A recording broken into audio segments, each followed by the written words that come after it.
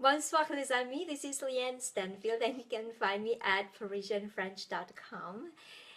Tonight I wanted to ask you if you know how to tell your stories in the past that happened in the past in the right way.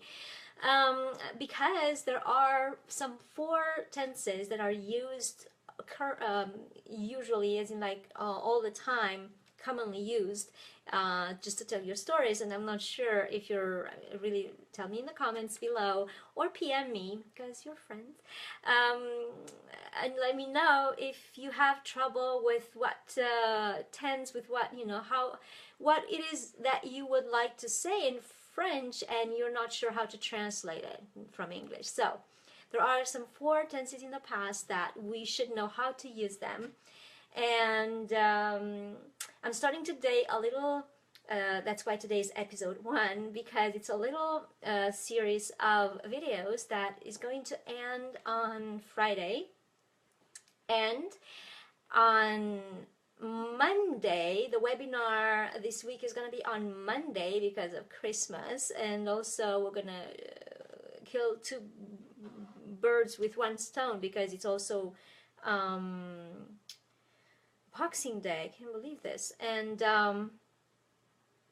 yeah, it's unbelievable. It's, yeah, 19 plus 7, 26. It's incredible. So I can't believe it's already here. So yes, and so you're gonna have the webinar on the 26th, and on the 26th, when it's a Boxing Day, when I'm offering all these beautiful, nice little things, I'm also going to put all these past tenses together and help you tell your stories, make your conversation, and you'll see how useful this is. These little videos are not useful for you. They're just prerequisites for you to start making conversation. This is not even information. You can get this information from a lot of places. But what I'm giving you here are tools on how to use this information to work faster for you so that you can start speaking and impress your friends with your fluent French. So today I would like to talk about passé composé, or actually not just passé composé, because we have passé composé, plus que parfait, even futur antérieur, so tenses that use auxiliaries. And so as soon as you have aller or avoir or être, you need to know which one to pick. And so a lot of people are learning the verbs that conjugate with être using the mnemotechnique Dr. Mrs.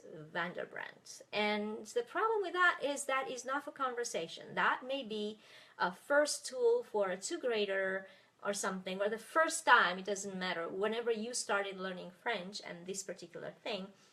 And so it is easy for the first time to get acquainted with the verbs, but then you get in trouble because we have 4 R's in this Dr. Mrs. Vanderbrandt. 4 R's, meaning 4 verbs that start with R, and so which one do you pick, which one do you put first? So when you make conversation, you go to Paris, you make conversation sophisticated and whatnot, and then you don't know how to use your verb, if it's with être or with avoir, and what do? You take your piece of paper and you write Dr. Mrs. Vanderbrandt, you write all the verbs, and then you see what you pick. It's difficult. It doesn't work in practice, in real life. What does work in real life, and some of you may know this because I guess 2 or only 1 out of all my clients, my students, actually knew this technique, is the opposites, to learn with the opposites. So if you want a transcript, of course, you're going to have it in the group that is in the description. So I'm going to give you the verbs. There are 16 verbs in the active mode. If that goes completely beyond, you know, your head and you don't quite make sense of it, don't worry. On Monday, I'm going to explain everything. So on Monday's webinar, you'll hear it all. You'll know what that is. But we only have 16 verbs in the whole French language that conjugate with être in the active mode. And to use the opposites, I'm going to give them to you. So it's aller and venir. Those 2 are opposites. Then arriver and partir, to arrive, to leave. Descendre and mourir, to go down, to go up. Entrer, sortir, to enter, to exit. Mourir, naître, to die, to get born. Rester tombé, to stay, to fall. And then I have 4 verbs left. The next 2 don't have an opposite. This is devenir and retourner. But then I have 2 more left, which are revenir and rentrer. The reason I left them at the very end is because revenir conjugates exactly like venir, only it has the suffix re. And rentrer, same way, conjugates exactly like entrer, only has the prefix re. All in all, there are 16 verbs. You need to know them all. So you have a little logic behind this, and it's so much easier to actually, put it all on a cheat sheet. I love cheat sheets, and then stick it on the computer, and whenever you need it, go look at it. And I promise you that this is going to be so much easier because it's contextual, right? It's not anymore some